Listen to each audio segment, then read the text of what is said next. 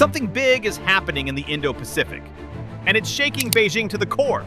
The United States, South Korea, Japan, Taiwan, the Philippines, and India are no longer just regional powers. They're rapidly transforming into a unified deterrent force. What brought them together? China's relentless military moves, its aggressive expansion in the South China Sea, and its muscle flexing around Taiwan. This isn't some Cold War nostalgia. It's a fast-forming security architecture designed to keep the region free, stable, and rules-based. And guess what? Beijing is watching closely because it knows it can't fight on all fronts at once. The numbers don't lie. In just one day in January 2025, China deployed 41 military aircraft and several warships around Taiwan, blatantly crossing the median line, a red line, diplomatically speaking. The message was clear. We can surround you, but Taipei didn't stand alone. Within hours, Japan scrambled jets, the US Navy repositioned assets in the Philippine Sea, and India quietly increased surveillance near the Strait of Malacca. This wasn't coincidence, it was coalition instinct, the kind of instinct that now defines this powerful six-nation alignment. Let's zoom into the Philippines for a second, because what's happening here is historic. Under EDCA, Enhanced Defense Cooperation Agreement, the US now has access to 9 military sites across the archipelago, including strategic bases in northern Luzon and Palawan, literally on China's doorstep. And Washington's not playing around. They've already poured over $82 million into infrastructure, radar, and logistics. For many Filipinos, this rekindled alliance isn't about siding with a superpower. It's about protecting the West Philippine Sea, defending sovereignty, and finally having backup in a neighborhood getting increasingly hostile.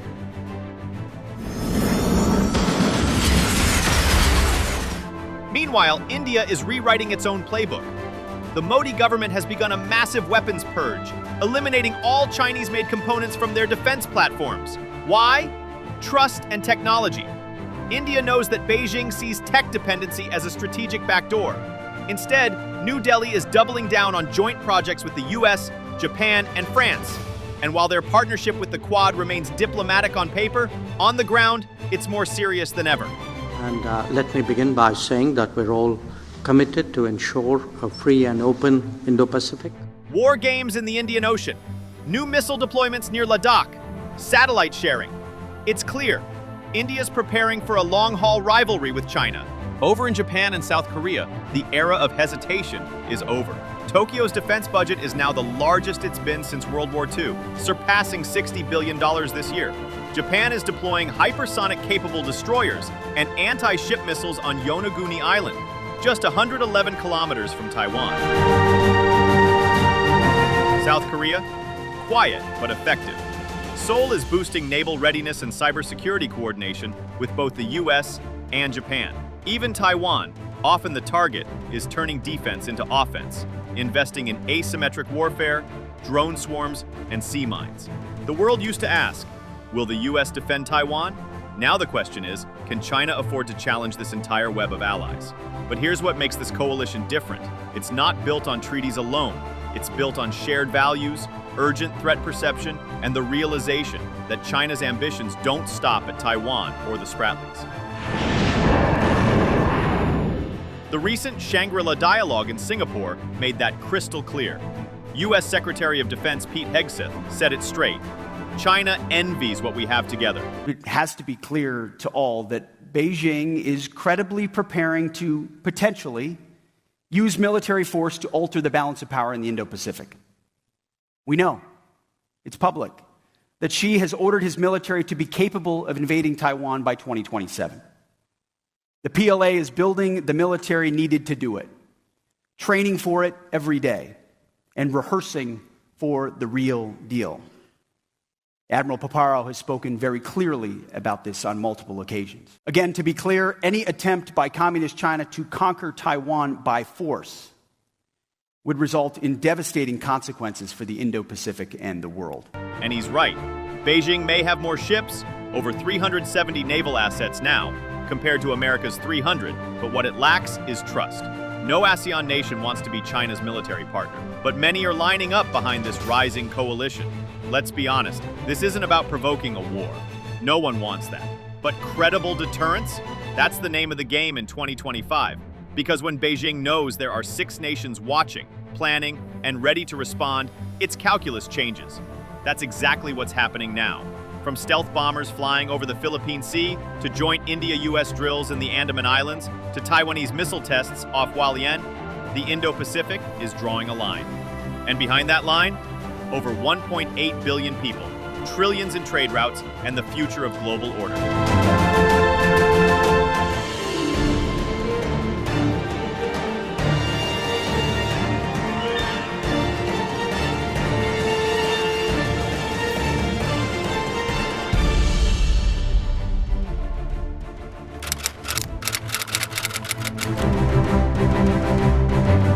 If this coalition were a warship, the United States would be its nuclear-powered engine. With a jaw-dropping $842 billion defense budget in 2025, the U.S. isn't just preparing for conflict, it's investing in peace through strength. Of that budget, a massive $68 billion is laser-focused on the Indo-Pacific, funding everything from joint operations to cyber warfare defenses. On the ground, America has already positioned 375,000 personnel across the region, including 54,000 troops in Japan and 28,000 in South Korea, making it the largest forward-deployed force on Earth. In the skies and seas, it's even more intimidating. 5 aircraft carriers patrol the region, backed by over 900 strike aircraft, hypersonic weapons stationed in Guam, and AI-integrated systems preparing for next-gen warfare. And this isn't your father's military. The Pentagon is in the middle of a $36 billion modernization blitz, rolling out uncrewed systems, autonomous weapons, and battlefield AI to keep China guessing and off balance. Meanwhile, alliances are going deeper than ever. The Philippines now hosts expanded U.S. access under EDCA, with $500 million in military aid flowing into Indo-Pacific partnerships. The U.S. is upgrading command centers in Palau, logistics hubs in Japan, and investing in radar and missile shields across allied territory. As U.S. Secretary of Defense Pete Hegseth said at the 2025 Shangri-La Dialogue, a strong, resolute network of allies is our strategic advantage, and China envies what we bring together. That quote isn't just words, it's a message. When the U.S. leads, the coalition gets sharper, smarter, and stronger.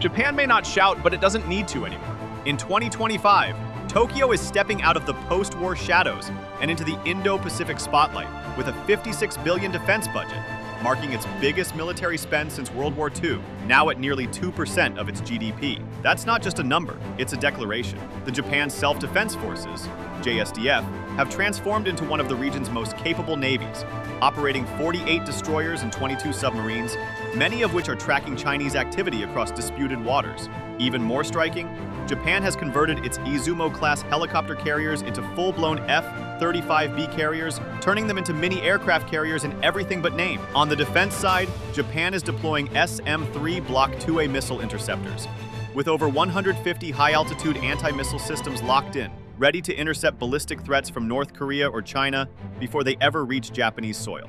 And it's not just hardware that's getting a boost. In early 2025, Japan launched a reinforced Joint Operations Command, giving it tighter coordination across air, sea, land, and cyber, all designed to respond instantly to any regional flashpoint. From the East China Sea to Taiwan's northern flank, Japan isn't just preparing, it's signaling. We're no longer a passive player. We're ready, equipped, and aligned.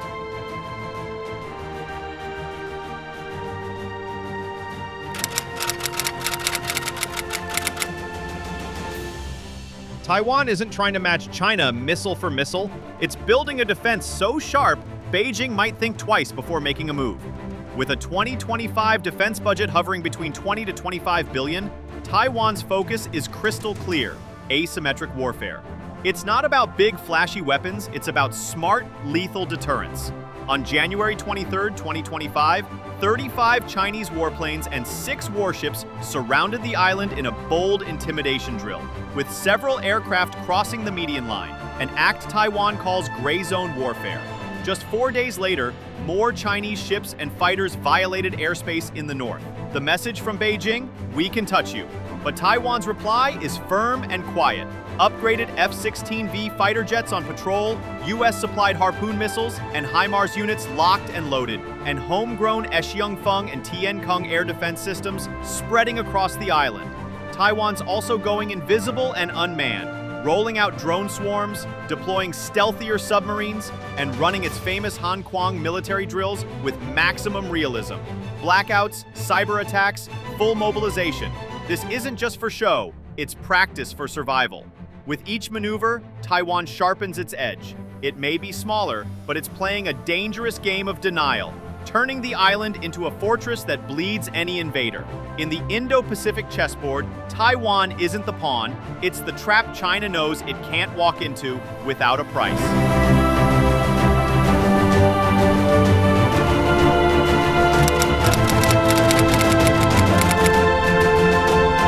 Once seen as the weakest link in the chain, the Philippines is fast becoming the strategic anchor of the Indo-Pacific. Its defense budget may be modest, but its value is sky high, thanks to over $500 million in U.S. foreign military financing, FMF, and its unmatched geographic location. In 2025, the Enhanced Defense Cooperation Agreement, EDCA, expanded U.S. access to 9 key military sites, including Basa Air Base, Balabac Island, and Camp Melchor de la Cruz, with 3 of them staring directly at Taiwan and the South China Sea. Translation: if tensions ignite, the Philippines is the front line. And it's not just about bases, it's about readiness. During the Salaknib 2025 exercises, the U.S. Marine Corps deployed mobile Uneasy anti-ship missile systems to the Batanes Islands, right at the choke point between China and Taiwan. At sea, the newly formed Task Force Ayungin is now operating unmanned surface vessels. Yes, robot boats, supported by U.S. communication systems and even Starlink satellites. The Philippines is turning its geography into an advantage, modernizing not by building a massive army, but by fusing tech, U.S. support, and strategic access into a layered defense posture. For Filipinos, this isn't just policy, it's personal. With illegal Chinese incursions happening weekly, the nation has found its backbone. And the message from Manila is getting clearer. We're not backing down. We're gearing up, with allies, with tech, and with a front row seat to defend the Indo-Pacific.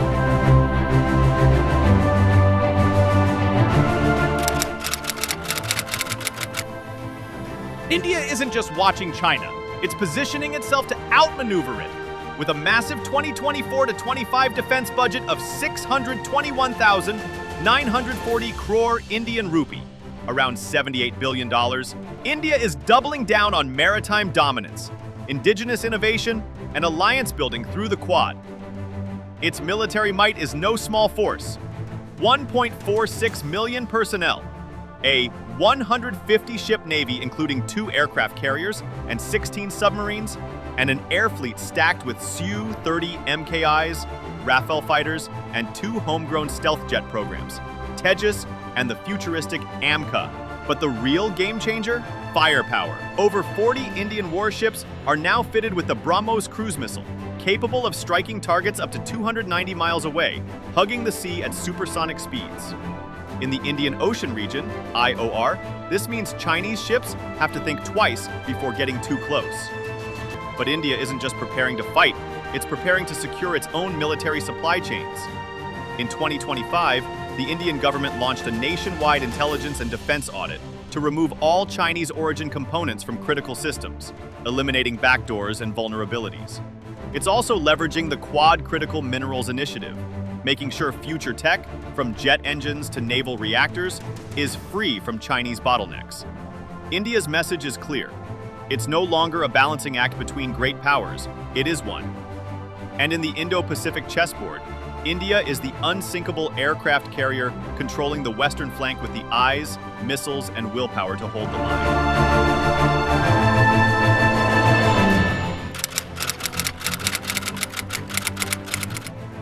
If you think China is slowing down, Think again. The People's Liberation Army Navy plan has exploded in size, now fielding over 370 ships and submarines with a staggering 2 million tons of displacement, second only to the US, and it isn't stopping there. By the end of 2025, Beijing could push that to 395 ships with a jaw-dropping 435 by 2030.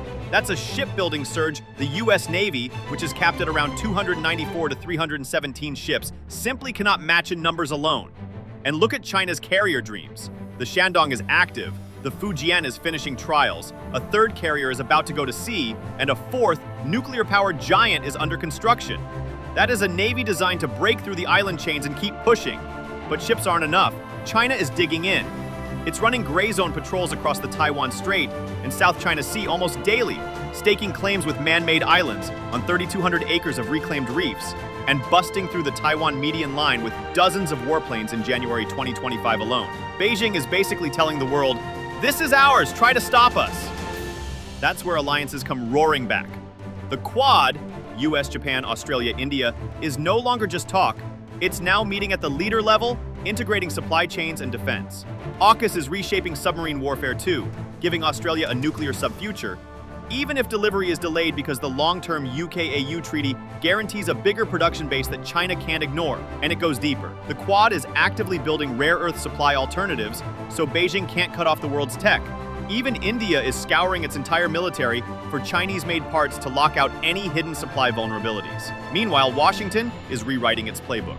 The US is pumping $2 billion in foreign military financing to partners across the Indo-Pacific, with record support to the Philippines, Vietnam, and even Papua New Guinea.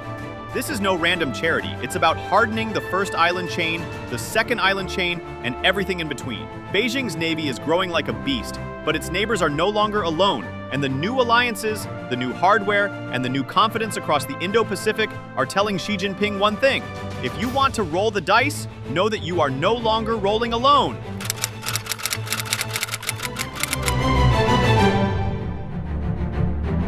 Beijing isn't just going to sit still while the Indo-Pacific coalition tightens around it. Expect China to escalate on every front: military, economic, cyber, and diplomatic. First, the hardware. The PLA will double down on air and naval patrols around Taiwan, the East and South China Seas, pushing gray zone pressure to the edge.